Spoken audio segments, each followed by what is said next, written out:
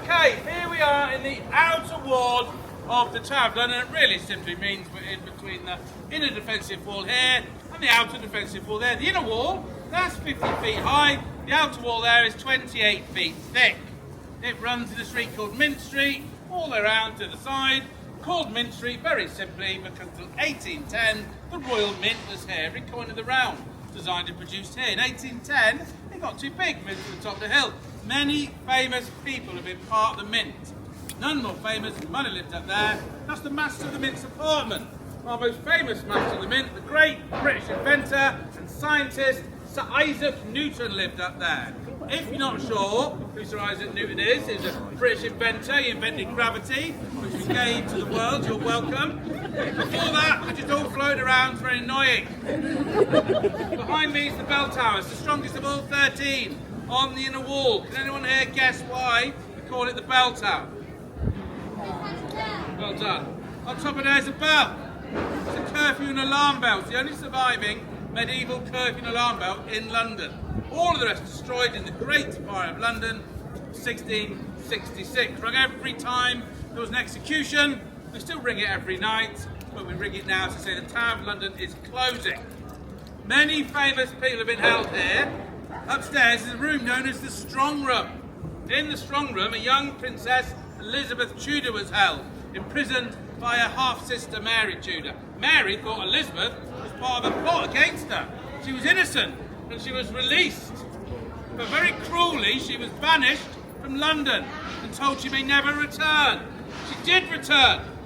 3 years later, from this very spot, she started her own coronation procession. She went from here to Westminster Abbey to be crowned Queen Elizabeth I of England. She ruled this country for nearly 45 years. Two very famous men held prisoner at the same time for the same crime. In the middle, Bishop John Fisher. Behind me, the man for all seasons, Sir Thomas More. Sir Thomas More's the one-time Lord Chancellor of England. He's second in command to Henry VIII himself. Now, Henry VIII is having what we would like to call some marital problems. We've all been there. He would like a divorce. Certainly been there. He asks the Pope in Rome and the Pope says no. Doesn't want to upset Roman Catholic Spain. Henry comes up with a plan. Pulls away from the church in Rome. He names himself the head of the church in England and he just signs his own divorce papers. Genius! That would have saved me £75,000. Different story. Right. He wants all of his lords and ministers to sign a note agreeing that he is the new head of the church.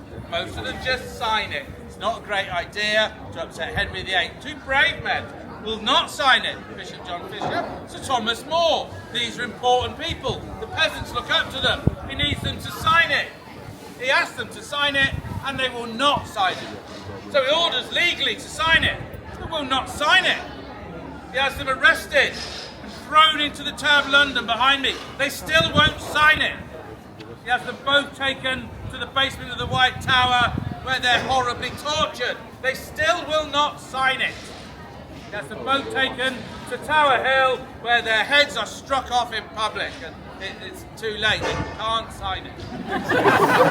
But for their bravery, both these men, 400 years later, 1935, they are both canonised as saints of the Roman Catholic faith. They're buried in the chapel next we're going to end this tour. But a very famous man was held behind me. I'm going to say he's my favourite Duke. He's probably your favourite Duke as well. You know who I mean. It's James Scott, the Duke of Monmouth.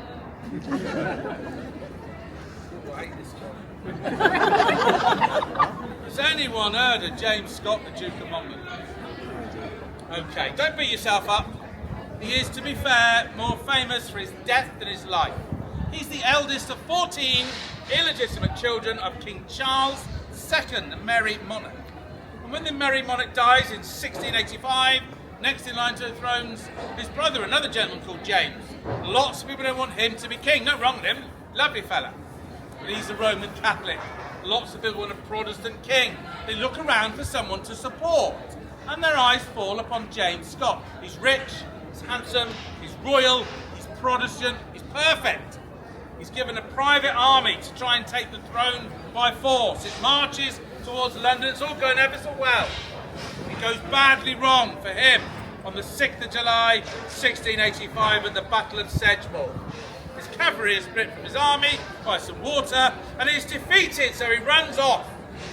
2 weeks later, he's discovered hiding in a ditch, brought back to the Tower, thrown into the cell, found guilty of treason, sentenced to death, taken to Tower Hill, and executed. There's nothing unusual in that bit of the story.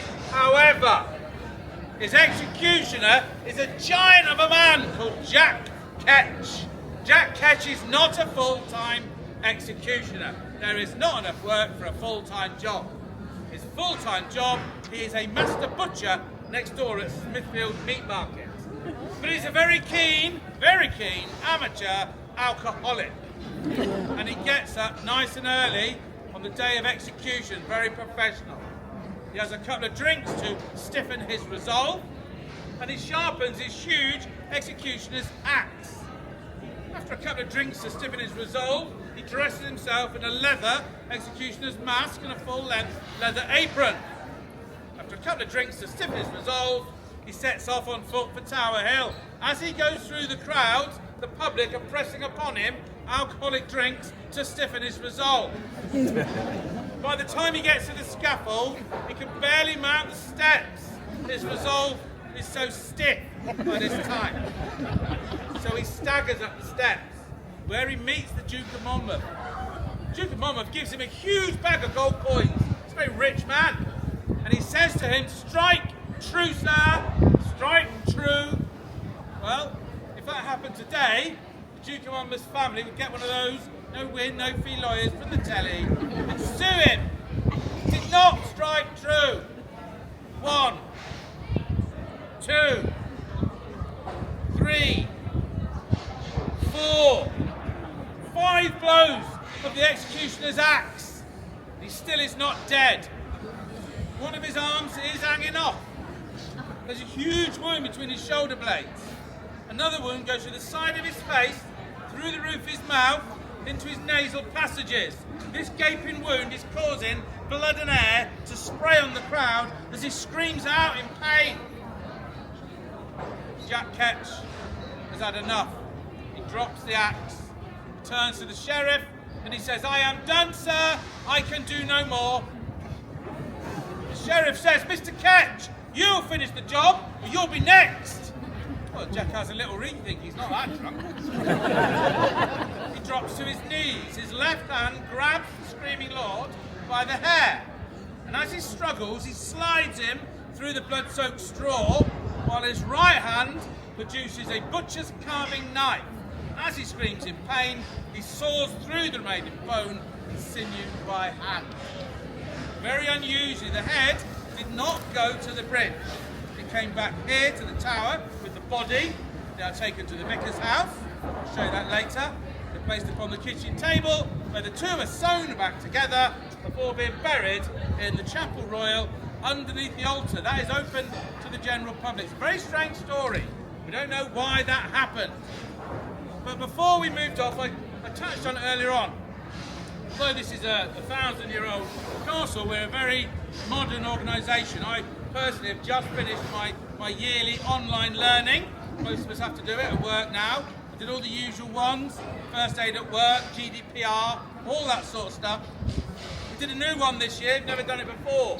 It is called triggering. You don't know what triggering is?